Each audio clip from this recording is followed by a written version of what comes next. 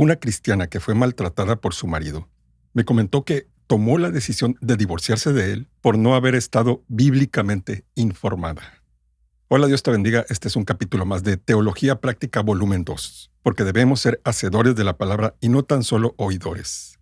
Así es, esta hermana me dijo que se divorció de su marido por no estar bíblicamente informada. Ella desea tener un compañero, pero no quiere reconciliarse con su exmarido porque, pues, los años de maltrato crearon en ella unas cicatrices muy profundas. Y cualquier vestigio que quedaba de amor de ella hacia él simplemente desapareció. Pero observa qué impresionante. Esta hermana me dice que se divorció de él por no estar bíblicamente informada. Qué impresionante. No me dijo que se divorció de él por los malos tratos. Según ella, se divorció de su marido por no estar bíblicamente informada. Ella no trató de justificar su proceder. Eso es francamente maravilloso. Una mujer que fue abusada verbal, psicológica y probablemente hasta físicamente, está más preocupada por haber tomado una decisión que probablemente no es bíblica que por limpiar su imagen. Gloria a Dios. Eso es maravilloso. Luego ella inició otra relación con otro hombre que duró algunos años, pero después terminó, ni te imaginas por qué. Porque el Señor los tocó, trajo convicción a sus vidas, porque el hombre estaba separado de su mujer y trajo la convicción de que ese hombre tenía que estar con su mujer, con su familia. Terminaron de común acuerdo porque ambos entendieron a través de la palabra de Dios que su relación no era correcta y el hombre volvió con su esposa y la hermana se quedó sola. Eso, hermanos, eso es el mover del Espíritu Santo. No sé qué entiendas tú por el mover del Espíritu Santo cuando se te menciona esa frase, pero lo que sí te puedo decir es que lo que ocurrió con estas dos personas, eso es el poder del Espíritu Santo. Es el que nos convence de pecado, de justicia y de juicio. El mover del Espíritu Santo no es caer de bruces cuando alguien te sopla o empezar a repetir palabras inentendibles sin que haya nadie que traduzca, interprete esas palabras. No, el poder del Espíritu Santo se manifiesta en la santidad, que cada uno de nosotros avanza día con día. Eso que le ocurrió a estas dos personas es una de las pruebas, de las evidencias más sublimes del poder del Espíritu Santo en una vida. Apartarse de pecado, apartarse de fornicación. Ahora esta hermana se pregunta cuál es su situación, porque está separada de su última pareja y divorciada de su exmarido. Sin embargo, en verdad me gustaría mucho que todos pensáramos con respecto a estas cosas como ella. ¿Por qué? Porque como te digo, ella es una mujer joven. No desea permanecer sola. Sin embargo, para ella es más importante su caminar con Dios que cualquier relación que pueda tener. Eso es por amor a Dios, por temor a Dios, porque quiere caminar con Él. Al respecto te puedo decir algo con toda autoridad de la palabra de Dios. Lo que ella necesite le va a ser dado. ¿Por qué? Porque dice la palabra de Dios, primeramente busca el reino de Dios y su justicia, y todo lo demás, todas estas cosas, dice Jesucristo, os serán añadidas. ¿A cuáles cosas se refiere? A lo que necesitas. A lo que necesitas para vivir, para caminar en santidad. Cualquier cosa que necesites te va a ser dada. Antes de continuar, te quiero invitar a que visites teologiapractica.com. Ahí puedes leer el artículo completo de este video y puedes leer las citas bíblicas en las que me baso para decir lo que digo. teologiapractica.com. Ahí también van a estar disponibles los trabajos que he traducido, los libros de George Whitefield, de todos los que he traducido, van a estar disponibles para descargar gratuitamente en teologiapractica.com. También tienes acceso ahí a los podcasts, las versiones de audio de estos videos para que los escuches cuando vas en el bus, en el carro, cuando estás esperando en una cita médica, en el dentista, para que sean de edificación para tu vida. Y te quiero rogar que si no estás suscrito al canal, te suscribas para que no te pierdas estos videos como estos. Y dale clic a la campanita para que te llegue una notificación cada vez que subo un nuevo video. Pues bien, dicho lo dicho, vamos al asunto. Ahora bien, gran parte de la confusión de esta hermana que no sabe qué pensar es debido a que ha visto videos míos y en esos videos yo defiendo la reconciliación a capa y espada. Yo creo que esa es la norma bíblica. Y no solo lo creo, lo puedo demostrar bíblicamente. Y eso es una de las razones por las que la hermana está confundida. No desea reconciliarse con su exmarido. ¿Por qué? Las razones son obvias. El maltrato que ha recibido. Con respecto a defender la reconciliación a capa y espada, no tengo mucho que decir. Simplemente que eso es lo bíblico. Eso es lo que me manda el Señor a decir. Sin embargo, aunque sí opino que hay circunstancias en las que una persona divorciada se puede volver a casar, no pienso que deba ser la primera ni la mejor decisión. De hecho, bíblicamente, esas situaciones son toleradas por Dios debido a la dureza del corazón de uno o de ambos integrantes de la pareja. Así que surgen un montón de preguntas alrededor de esa sentencia de Cristo, de que les es permitido debido a la dureza del corazón. De modo que la pregunta, me refiero a la pregunta de la hermana, ¿cuál es mi condición? Porque no me gustaría quedarme sola. Esa pregunta es mucho más complicada de lo que parece. Y sobre todo es más delicada de lo que parece a primera instancia. De modo que quiero partir de la premisa. Esta mujer es una mujer temerosa de Dios y que quiere agradarlo a Él. Ese debe ser el propósito de nuestra vida. Agradar a nuestro Señor, agradar a nuestro Creador. Solo puedes agradarlo a través de Jesucristo. Él es el camino, la verdad y la vida. Por lo tanto, todo lo que diga a continuación gira en torno al corazón de una mujer joven que fue violentada por el hombre que juró amarla y protegerla con su propia vida por el resto de sus días y terminó divorciándose de él y ahora tiene la necesidad natural de un compañero, pero no tiene deseos de reconciliarse con su exmarido y ella lo que quiere principalmente es agradar a Dios. Quiero mostrarte los criterios o el protocolo que yo seguiría si fuera pastor y si fuera el pastor de esta joven mujer. Por supuesto, como ya sabes, como ya lo he dicho, o si eres nuevo en el canal, no soy pastor.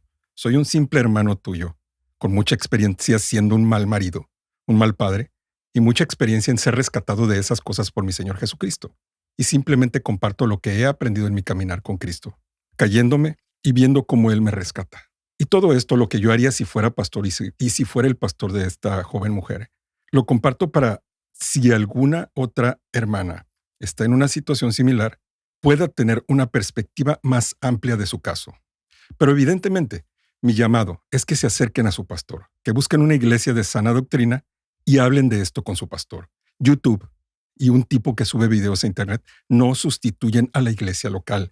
Un tipo que sube videos a Internet no sustituye a un pastor de verdad, y menos uno que ni siquiera es pastor. Pero pues bien, dicho lo dicho, te voy a decir lo que yo haría si fuera pastor y fuera el pastor de esta joven mujer. De modo que, ¿cómo proceder? ¿Cómo proceder cuando llega una hermana herida y pregunta este tipo de cosas? Pregunta sobre su futuro. ¿Sabes?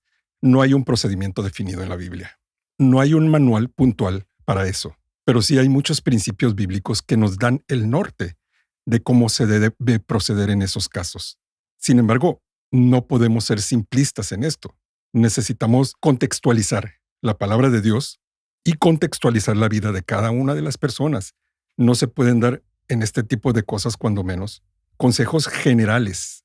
Cada caso se debe de revisar de manera particular y personal por un pastor local, pastor verdadero.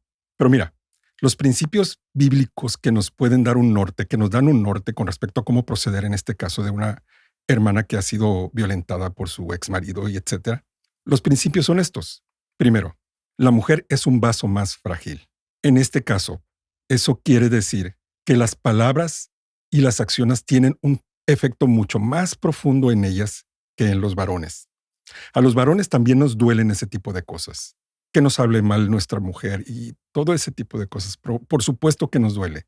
Sin embargo, en las mujeres eso tiene un efecto mucho más profundo porque están diseñadas para ser más sensibles a ese tipo de cosas. ¿Por qué? Porque son el contrapeso del ser en el que se convierten unidas a su marido cuando Dios los une, hace de ellos una sola carne. Y esa sensibilidad de la mujer con respecto a ese tipo de cosas es el contrapeso del carácter masculino. La naturaleza competitiva y territorial del varón encuentra su ternura y sensibilidad en el consejo de su esposa. La mujer es el contrapeso del varón. Y viceversa, obviamente. No todo tiene que ser sentimientos. Pero lo que no significa ser un vaso más frágil es que ellas estén exentas de recibir la verdad y la exhortación y de obedecer esa verdad por más dolorosa que parezca. No están exentas. Ni el dolor ni el sufrimiento nos hace exentos de obedecer la palabra de Dios. El segundo principio, las mujeres deben ser cuidadas. Cuando Cristo hablaba con mujeres, aunque a veces parecía que era un poco duro, siempre tuvo cuidado especial de ellas. Incluso cuidó de ellas de manera radical y les dio su lugar de manera radical, incluso en una sociedad tan machista como la de los tiempos bíblicos. No digo que esa sociedad estuviera mal ni tampoco bien, simplemente que sí era machista. Y Cristo fue radical con respecto al trato de las mujeres. Y ese espíritu se manifiesta a través de las cartas apostólicas. Los apóstoles en sus cartas, Pablo habla en sus cartas del cuidado de las viudas. Observa, habla del cuidado de las viudas, pero no habla del cuidado de los viudos. Eso evidencia el cuidado especial de Dios por las mujeres. Tercer principio. En los problemas maritales siempre está involucrada la dureza del corazón de una o ambas partes. Siempre. Pero luego, con esos principios en mente, se debe hacer lo posible por encontrar la verdad de la situación en la que dice encontrarse envuelta la hermana. Se tiene que encontrar la verdad. ¿Cómo se consigue eso? Investigando. El resultado de la investigación va a permitir dar el consejo más puntual y más bíblico posible. Sin conocer todos los hechos, sin contextualizar el problema, no se puede dar normalmente un consejo puntualmente y fiel a la palabra de Dios. Con respecto a lo que se debe de investigar, primero, es necesario conocer el estado civil de su exmarido, el estado civil actual. Ese es el primer paso, porque nadie puede aspirar a tener otra relación, en este caso la hermana, sino hasta que la reconciliación con su cónyuge sea imposible. Se necesita saber si el marido, el exmarido, está casado con otra, está muerto, o qué ocurre con él, para determinar si la reconciliación es imposible. ¿Qué hace imposible una reconciliación? La muerte del cónyuge. ¿Qué otra cosa hace imposible la reconciliación? Que el cónyuge se haya vuelto a casar. Ahora, en ese punto, ya nos empezamos a meter en las opiniones personales basadas en la Biblia, pero opiniones personales. Aquí es donde se divide la opinión de varios hermanos en Cristo. Yo opino que si el varón se volvió a casar, y lo opino porque creo que todos los matrimonios son válidos delante del Señor, entonces si se volvió a casar, no puede estar casado con dos personas. Pero te ruego que me tengas paciencia. Eso lo vamos a explicar en otro video de manera más específica. Pero, por ejemplo, si el cónyuge está muerto, pues entonces no hay nada más que investigar. La hermana es libre de volverse a casar. Entonces hay que conocer las circunstancias de la situación en la que se encuentra la hermana. Y la segunda en prioridad es la edad de la mujer. Primero, el estado civil del excónyuge. Segundo, la edad de la mujer. Porque en este caso, la Biblia opina distinto con respecto a cómo apartarse del pecado dependiendo de la edad de la mujer, en estos casos puntuales. Dice 1 Timoteo 5:14.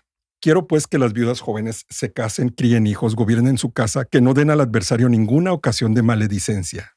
En este caso está hablando de las viudas. Dice que las viudas jóvenes se casen, para que no den ocasión al adversario de cualquier maledicencia. Pero otra cosa que se puede observar, y es lo que quiero que observes, es que las mujeres jóvenes son más propensas a ser tentadas en ciertas cosas que las mujeres mayores, obviamente. En un versículo anterior, en el 11 y el 12 de ese mismo libro y ese mismo capítulo, Pablo habla del empadronamiento de las viudas en una lista en la iglesia para que sean ayudadas, atendidas por la iglesia, incluso mantenidas por la iglesia. Pero dice esto: pero viudas más jóvenes no admitas, porque cuando, impulsadas por sus deseos, se rebelan contra Cristo, quieren casarse, incurriendo así en condenación por haber quebrantado su primera fe. Viudas jóvenes, no las admitas en esta lista, porque cuando impulsadas por sus deseos se rebelan contra Cristo, quieren casarse. El problema no es querer casarse. Quebrantar su primera fe no es desear casarse, no es querer casarse, sino dejarse ser impulsadas por sus deseos. La palabra deseo en ese versículo es la palabra griega katastreniasosi, que viene de la palabra griega katastreniao, que significa lujuria. Es decir, llenarse de deseos sensuales que determinen tus acciones. Entonces, el problema no es desear casarse, sino ser impulsados por deseos sexuales desordenados. No está hablando de que es malo tener deseos por una pareja, deseos sexuales. Lo que sí es incorrecto es tener deseos sexuales desordenados, algo que no podemos controlar. Actuamos por esos impulsos. Ese es el problema. No somos animalitos que no tengamos dominio propio. Entonces, lo que quiero dejar claro con este punto es que las mujeres más jóvenes son más susceptibles a los ataques satánicos que las mujeres mayores, cuando menos en este tipo de cosas. Es por eso por lo que el consejo que se le puede dar a una hermana depende de su edad. Entonces, ese es el segundo punto en prioridad con respecto a la investigación para poder aconsejarla. El estado civil del marido, la edad de la hermana. Luego, lo que yo haría sería buscar al marido para hablar con él. El propósito del pastor siempre debe ser la reconciliación. Debe de buscarla hasta el final. Pero no se busca al marido nada más por eso. Creo yo que se debe de buscar para conocer su opinión, para conocer su versión de los hechos. No quiere decir que se vaya a creer más a él, a la versión de él, que a la de la hermana. No, ese no es el punto. El punto es tener una perspectiva más amplia de la situación en la que se encuentra la hermana. Entonces, cuando es evidente que la hermana es una víctima inocente entre comillas, entonces se puede dar un consejo muy preciso y muy puntual en ese momento. Pero normalmente no ocurre así. Normalmente no es evidente que la hermana es víctima. ¿Por qué? Porque casi siempre hay faltas de las dos partes. Con respecto a eso, cuando se lleva a cabo la investigación, para presumir la inocencia del afectado, no se busca la perfección de esa persona, porque no hay personas perfectas. No hay nadie impecable. Lo dice la palabra de Dios, no hay hombre que no peque. Es decir, no se espera encontrar que la hermana haya sido impecable, pero sí se espera encontrar evidencias de que ella actuó lo mejor que pudo, dadas las circunstancias. Todo esto de la investigación no es para emitir un juicio condenatorio sobre ninguna de las dos personas, de ninguna manera, sino para poder dar el mejor consejo, el más bíblico, el más apegado a la Biblia. Porque como vimos en el caso de las jóvenes, de las mujeres jóvenes, las circunstancias pueden determinar lo que Dios espera de una persona. Cuando se determina que la hermana es inocente y que la reconciliación es imposible, entonces se le dice que ella podría, entre comillas, y quiero dejar bien subrayado eso, podría estar en libertad de volverse a casar. Pero esa no es una afirmación que se debe de dar a la ligera. No es un consejo que se puede dar a la ligera. Para poder dar ese consejo, antes se debió de haber ayunado, llorado mucho, mucho por parte del pastor y por parte de la hermana, y por parte de hermanos que quieran ayudar en interceder por esas cosas, por esa situación. Es algo que se debe de tomar mucho, muy en serio, porque se le está a punto de decirle a un alma de Dios que en su caso particular, Dios va a tolerar que vaya en contra de su palabra. ¿Cuál? Lo que Dios ha unido, no lo separe el hombre. De ese tamaño es el asunto. No es algo pequeño. Pero te digo que, entre comillas, podría estar en la libertad, porque incluso cuando se le da ese consejo a la hermana, cuando se demuestra que ella es inocente y que la reconciliación ya es imposible, claro, si el exmarido está muerto, pues entonces no hay ningún impedimento. Pero en caso de que no esté muerto, se le debe de dejar bien en claro en ese caso a la hermana que debe de obedecer, en fin, en última instancia, a su conciencia. Una conciencia bien informada, bíblicamente informada. Si ella, después de orar, ayunar, meditar, leer la palabra de Dios y estar buscando una vida piadosa, congregándose, ayudando a los pobres, sirviendo en su iglesia, etcétera, etcétera, toda la vida que Dios espera de nosotros de servicio y de devoción a Él, si después de vivir así y de haber orado mucho por el asunto, a la hermana no la condena su conciencia, no siente condenación con respecto a eso en su alma, entonces es una buena señal. Entonces, digo que podría estar en la condición la hermana de volverse a casar, porque aunque las circunstancias sean las adecuadas, en última instancia, déjame repetir esto, porque aunque las circunstancias sean las adecuadas, en última instancia, nuestra obediencia a Dios no debe de basarse en las circunstancias, sino en la palabra objetiva de Dios, de que cada uno de nosotros entendemos bien la palabra de nuestro Creador y estamos buscando obedecerla. Pero de modo que el criterio para dar el consejo es este. Primero, que la hermana y el varón deberían buscar sinceramente la reconciliación. Segundo, si la reconciliación ya se volvió imposible, entonces la hermana podría ser libre. Entre comillas, podría.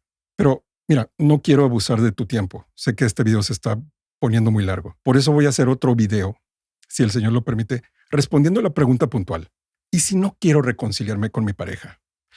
Porque en este caso, estamos tratando de una hermana que resultó inocente y que la reconciliación es imposible. Pero ¿y si no quiero reconciliarme con mi pareja? Si estoy tan adolorida que no quiero reconciliarme con mi pareja, ¿qué hago? Porque podría ser que el varón sí haya buscado a la hermana para reconciliarse y ella simplemente por el dolor no quiso reconciliarse. Pues bien, si el Señor lo permite, va a ser el tema del próximo video. Por lo pronto, si este video te fue de bendición, compártelo con alguien más. Eso me ayudaría mucho. Y si no estás suscrito al canal, suscríbete. Y no te olvides de visitar teologiapractica.com. Ahí puedes encontrar este artículo y otros más. Yo soy Daniel Torres y esto fue Teología Práctica Volumen 2. Dios te bendiga. Amén.